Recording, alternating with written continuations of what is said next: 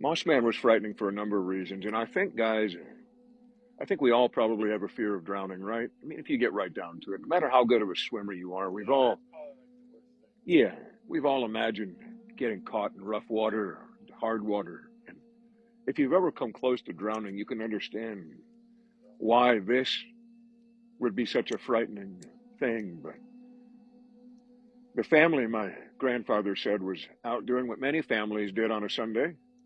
They were enjoying the outdoors and fishing.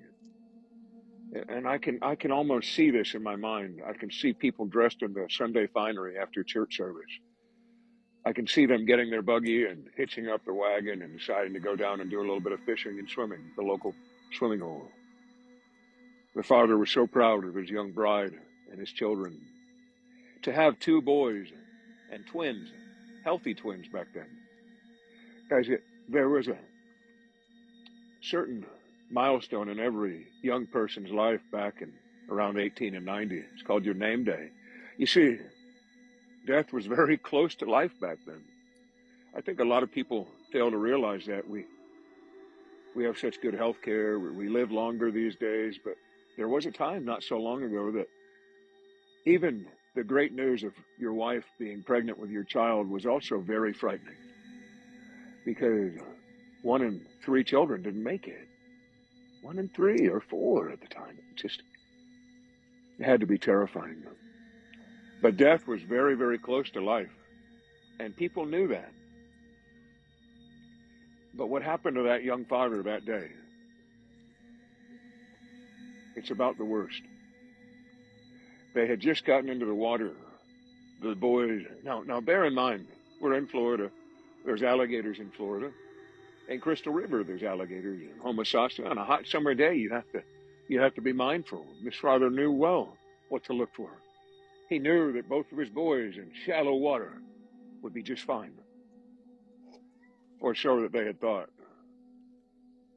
The boys had just got in the water and were playing. One of them was sitting down, had his overalls off, and was just sitting, just young kids sitting in the sand. And he yelled, "Daddy, something has me." Clear here.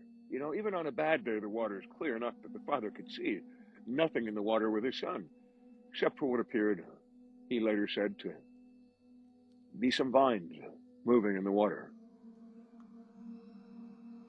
When the boy began to move out towards deeper water, the father freaked out. He threw himself at the boy.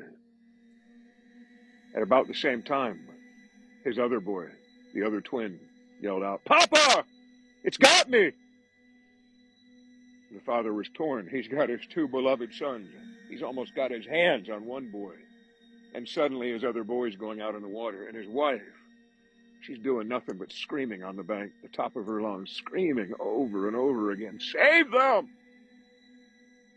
I can't imagine the father's indecision and his fear. Which child do I go for? So he went for the child that he was closest to. He had a hold of him, too. He began a tug of war with something in the water, something that he never really saw at first. And it was winning. He was begging his wife, "Please help me! Suzanne, help!" Come in the water. Rose into the spot, screaming. It was pulling him actively and the boy. And the boy was begging his papa, "Please, Papa, please don't let me go, please." His father drew a belt knife and tried to cut his son free, but it was too late. With one last ferocious strength, whatever strength the father had left was gone. And it took him right in front of him. It took his boy. He didn't have time, though. He didn't have time to cry. He didn't have time to do much, because there was another boy screaming for him. How do you deal with this? The father wanted to dive in the water and go after the boy that he just lost, but he saw his other son going out, and he dove in that direction. His wife still screaming the whole time. By the time he even got close to his son was gone. Both of his boys.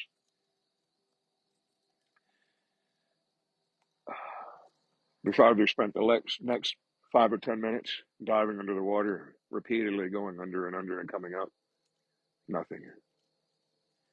When the sheriff had come, tried to get him sorted out, took about a fifth of whiskey to get him calmed down, the father told them what he had seen that day. He said when his first son said something had a hold of him, all he saw was what appeared to be vines. He thought it was snakes at first, but it appeared to be vines. But when he got close to his boy in the water, he saw his words. He saw the water weeds like a demon grab a hold of his boy and drown him. The water weeds, like a demon, came alive and took a hold of his boy and drowned him. Could it be a father's grief? Could it be simply a father that lost his son to a drowning? Maybe he lost his son to an alligator. And his mind was just so unhinged. No. The father at the funeral of his boys, they were never recovered, mind you, but the church still made some beautiful caskets for the boys, and they buried the favorite keepsakes in place of the bodies. And the father told the sheriff and he told the preacher that day, I don't know what it was that took my boy, but I saw its goddamn eyes. It looked at me. The goddamn thing looked at me, and it smiled as it drowned my boys. His words, not mine. It'd be years later before the word Moss Man would be used to describe this being. And he's been described seen from this area up through Homosassa into Crystal River. About every 30 years, people will talk about the Moss Man. Somebody will claim to have seen him. They'll say that they see his great red eyes glowing in the night.